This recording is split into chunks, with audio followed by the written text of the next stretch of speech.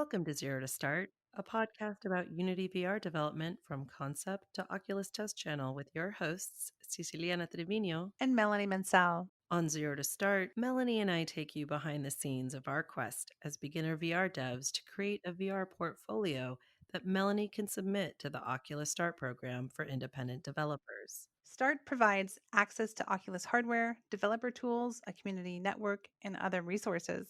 Getting into the program will help bring VR development and education to Berkeley Community Media, where I'm the outreach director.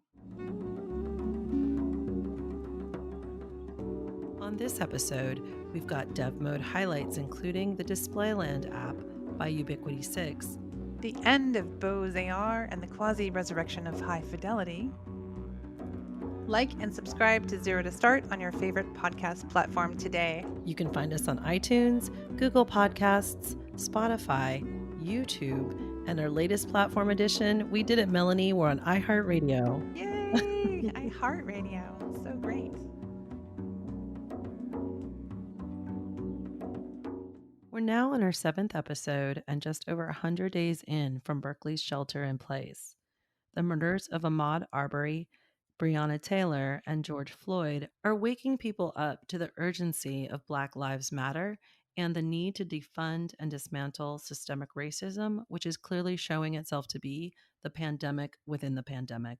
It's incredible to see what's happening now. When I think back to January 20th and the Berkeley Martin Luther King Jr. celebration breakfast, one of Berkeley's longtime traditions that Berkeley Community Media supports, where the city comes together to honor Dr. King and local leaders. We also set intentions about living Dr. King's dream in the present. Every year at this breakfast, we talk about how we can make a personal impact, promote justice, and elevate Black communities. This year's theme was based on Dr. King's fourth and final book, Where Do We Go From Here?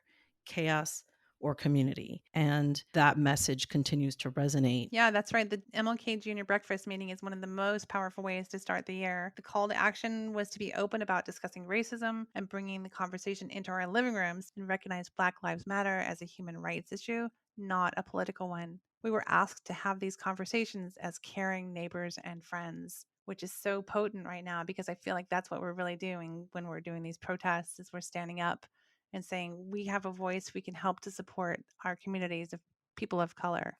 We have a lot of work ahead of us, but meaningful change seems really possible right now. It sure does. And it's good to know that even in the VR space, ARVR Women and Allies, the group that you co founded with Eva Leon, has been at the forefront of amplifying Black women in AR/VR. Thanks, Melanie. I really appreciate you saying that.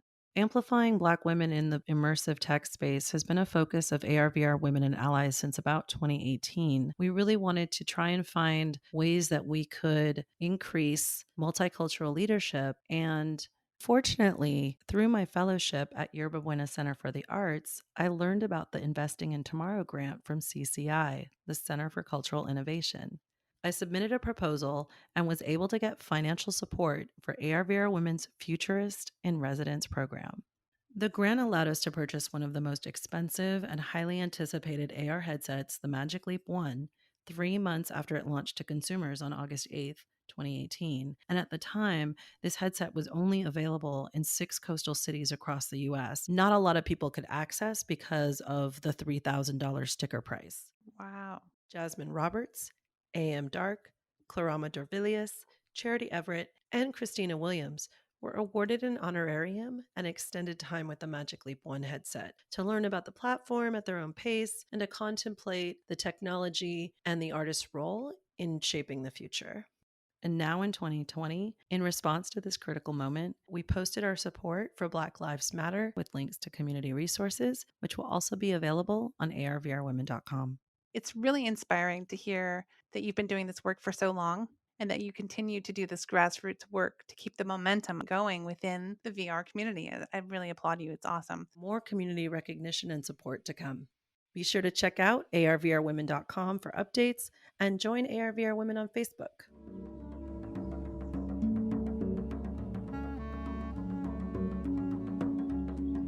And I guess I should be the one to talk about Bose AR ending since Oh, I love that you had those glasses and you had a project that you made and everything.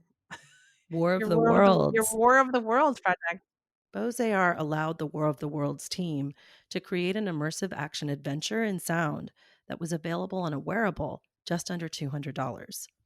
Bose AR had two SDK enabled devices that used Bluetooth to pair with your mobile device, sunglasses called frames, and their new 700 series headphones with technology that included an IMU chip that enabled gestural input control for what they called a heads up, hands free experience. Last summer, I led one of the 5 teams at Playcrafting's San Francisco Game Jam and created War of the Worlds. The Martians are here for our memes. It's an interactive podcast adventure game inspired by the H.G. Wells science fiction classic, and it features Shia LaBeouf as a motivational prisoner. Do it! Make your dreams come true! Just do it! So brilliant. We were able to feature Shia LaBeouf in the game from his motivational speech video on YouTube, which is issued as Creative Commons and was one of the biggest memes of 2015. In War of the Worlds, players are on a mission to free the human prisoners held captive by the next generation of Martian tripod forces. In the game, you protect the world with your Bose AR-enabled frames as your guide. You evade the Martian attack, put your meme savvy to the test, and perk up to virtual lattes as a reward for accomplishing missions. Perk up. Earn a free latte for each tripod you destroy. It's a latte or death situation. It's an homage to the Orson Welles adaptation of his 1938 radio play. I was inspired by how radio was once the emerging tech that Welles exploited to create literal fake news. And I was captivated by the opportunity to bring this classic into the present using this new technology. So you didn't have to have the earbuds in and you didn't have to have your phone in your face. You just had the glasses on. Yeah, it was great. I really loved the sunglasses. Mhm. The speakers were embedded on the stem of the glasses and directed the sound just to you. I could tap the sides of the glasses to accept calls or swipe to advance songs when I was playing music from my phone. It sounds like when people have these dreams about the future, you're like precognitive dream about COVID and having virtual lattes with your friends because there's these invaders that have come and you can't. you're- It's definitely a game for our times. I've always wanted to work with War of the Worlds. I liked this idea of taking something that was science fiction and future forward in the past and bringing that and making it relevant to today. Mhm. So it was really a nice combination of an old classic story that everybody knows Mm. and then combining it with new technology that no one's ever tried. And I really like that you are a leader in the way that you bring people together. And I love the artwork on the game too is really beautiful. And the whole concept is really innovative. The way all the different elements that you put together. Thanks. I'm Yes. gonna miss it.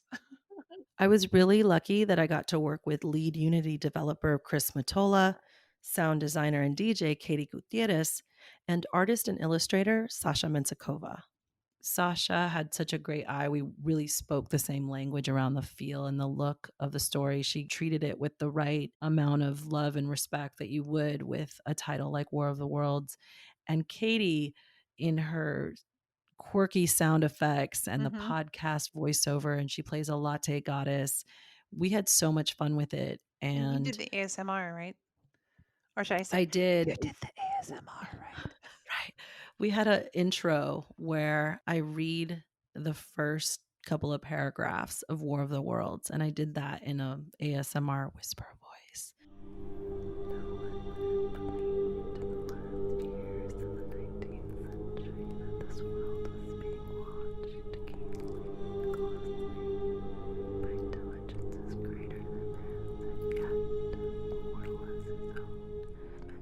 War of the Worlds had over 1,000 installs on the Google Play Store. And after this VR project that we're working on, I was going to get back to creating the version for iOS. And then COVID. That's right. But a few weeks ago, developers got notification that Bose AR is sunsetting the SDK and that we need to remove the audio AR features from our games, which essentially means that we need to remove the game from the store.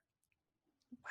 It's sad to see that they weren't able to make this come together, because the ability to have a hands-free augmented experience where I can use gesture control to activate a phone call or apps or anything. I mean, it was really great. Again, like if you're Mm-hmm. driving or if you're riding a bike or if you're running or any kind of outdoor activity where you don't necessarily want something in your ears and you want to be aware, you want to have a spatial awareness. A lot of the audio AR is beneficial when you combine it with map API technology so that you can map things and have little audio markers around regional locations that are activated when you go by the marker. I feel certain it's going to pop up in the future. It can't go away like that. They just have to reinvent it or something, rework it. I've been inspired by audio first experiences, and between Apple adding spatial audio to their AirPods and High Fidelity's new web based spatial audio platform, I'm optimistic about the future of spatial audio and how creators can use it to innovate storytelling. You should get to the point where anyone else would quit, and you're not gonna stop there. No, what are you waiting for? Do it! Just do it! That brings us to the good news about High Fidelity. Right. They never closed. They pivoted from social VR for consumers to enterprise meeting platform and then to an audio format. They're using a spatialized audio for up to 150 people with no download required. So it's all run over the web. We tried to test it out. I created an account. You created an account, Hmm. but I couldn't get mine active. I I got couldn't I got activate. to get in there and like make my little avatar, which is just like a picture of my face that gets to be moved around, and it's pretty interesting, like a little topographical looking architecture, like of you're inside of a house kind of thing. It has different rooms, and then it has like a pool outside, and probably like a DJ area. So probably when there's more people invited to the space, it would be more exciting to have conversations, go and sit on different Probably couches and just talk to people. talk to yourself. Just talk. Okay, I'm going to lay on this couch and talk to myself. Yeah, I think once you get yours up and running, we can test it out some more. I'm looking forward to seeing what that's really like. I'll include the link in the show notes to a YouTube video of Kent Bai, host of Voices of VR podcast, testing High Fidelity's new web based spatial audio meeting platform.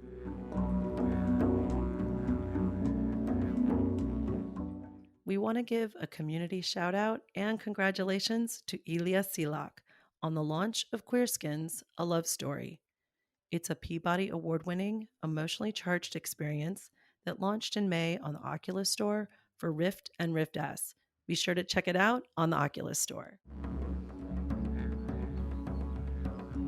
And now for Dev Mode recap. I was able to take a very cool photo with my new Display.land app of my front yard, capturing all of the great palm trees and newly cleared garden area that I'm creating in my real life. I'm creating a space for a dome, and I took a photo which I was able to put into Unity and working on getting it to be in the headset. Capturing it. I'm getting that thing into your headset. Gotta Just get that squeeze in. really, just squeeze, Squeeze. squeeze it in Oh, there. yeah. So squeeze all that information in my brain, and then it goes in my headset. I want to congratulate you, Melanie, on creating your first test build from Unity. Congratulations. Thank you very much. I appreciate that, Siciliana. I really wouldn't be able to do it without you. No, you wouldn't. You really, really would not. And even with my help, we couldn't get it actually onto the release channel. One of the main things I wanted to accomplish in the lab session at this point is getting a basic asset into a Unity scene and then taking that scene and publishing it to the release channel. One of the things I wish that someone had told me when I first started developing was to make sure that I can upload the file onto a test channel before I start to polish. That's right. Before you put all the energy and work into the project, that you can actually know that it can get up to the platform. What did you think? I'd have to say that each of the components of this process have been exciting for me. And I think this part is a little bit frustrating because I can only imagine if I'd spent a ton of work, getting all my little parts together and then mixing different platform ideas. It's, like the Display.land asset in there, plus maybe tilt brush asset into the Unity and then doing something with that. So if I had spent more time, just putting everything in and then having the trouble that we're having, which is interesting, to troubleshoot that and not know where, that have to have more places that it could have gone wrong to troubleshoot would be really like, oh no. Because right now I'm like, well, I could just start over. I could just re-import the photo and just a little bit more simple restart. But I'm really excited each step of the way. It's been interesting, and I'm really glad that we are using the Displayland photogrammetry image as my first start because it's exciting. I've got the inner world and my outer world kind of matching each other. So it's a good thing. One thing that's exciting to watch is you got inspired by this one idea and it took you in a new direction. Mhm. As a beginner, I'm going to make this one scene and I'm going to use Tilt Brush as the tool. And halfway through, you've had a chance to explore a lot of different platforms. We talk about a lot of different tools that are available. And you ask the question, is there a way that I can scan my garden and bring it into Unity? And Mhm. I said, there's a mobile app for that. It's called Displayland.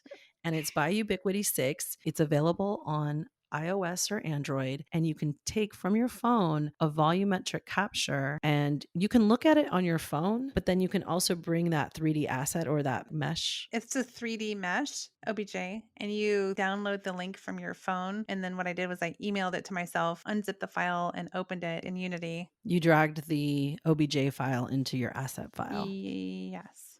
Melanie got the build to work. Well, two things. There's two problems now. We have two bugs. One is it works just on one eye. Hmm.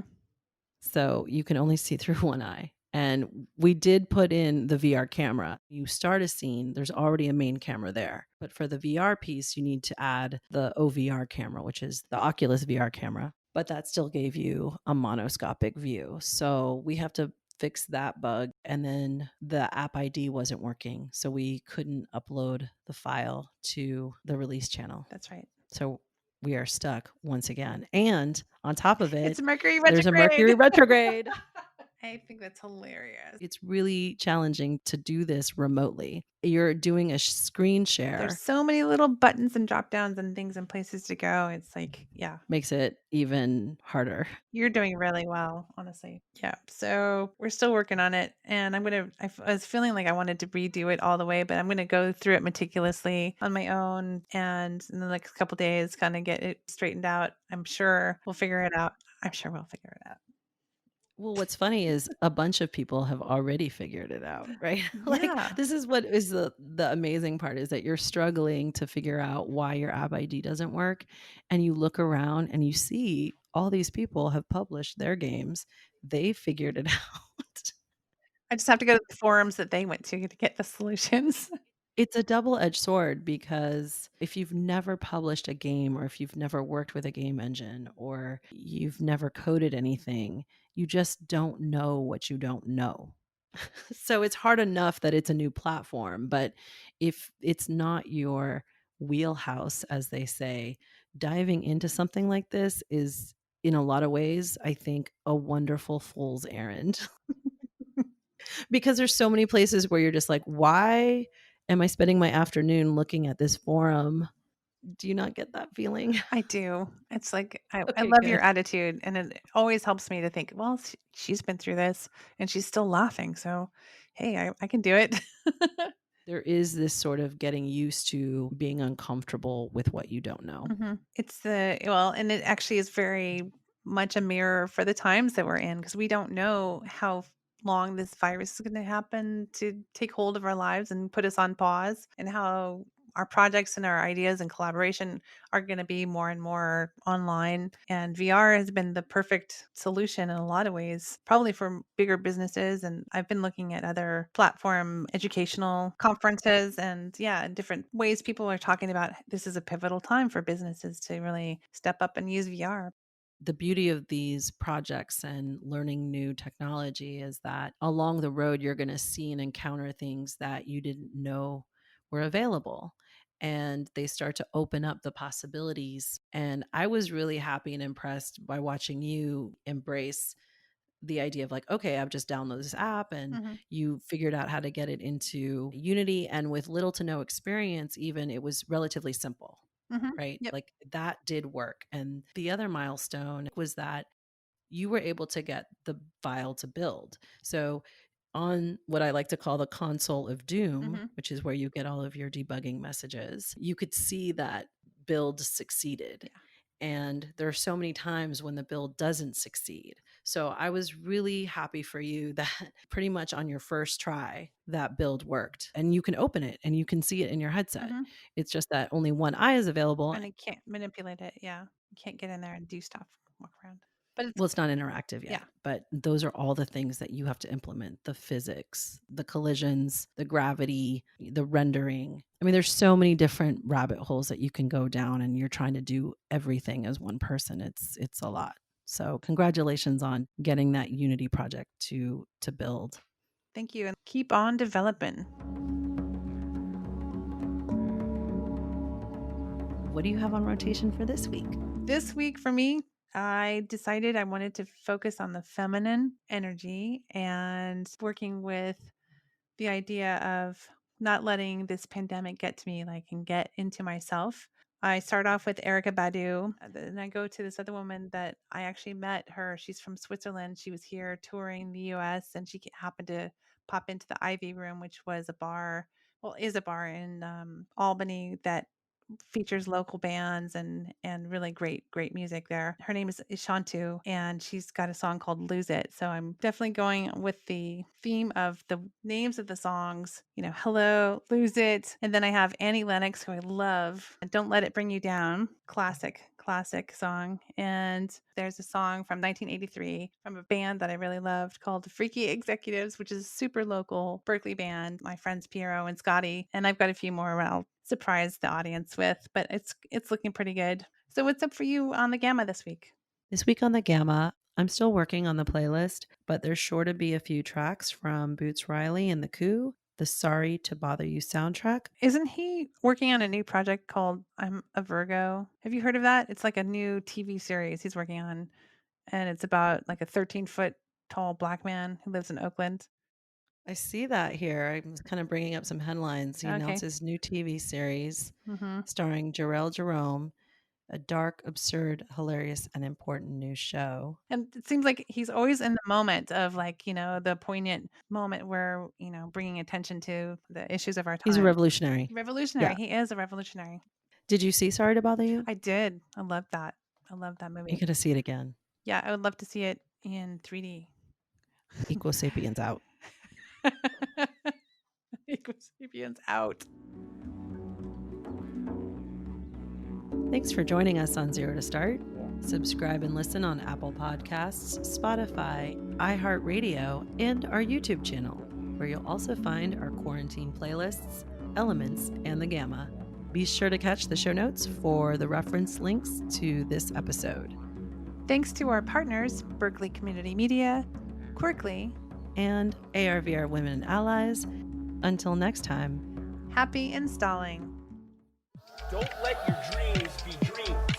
Some people dream of success while you're gonna wake up and work hard at it. Nothing is impossible.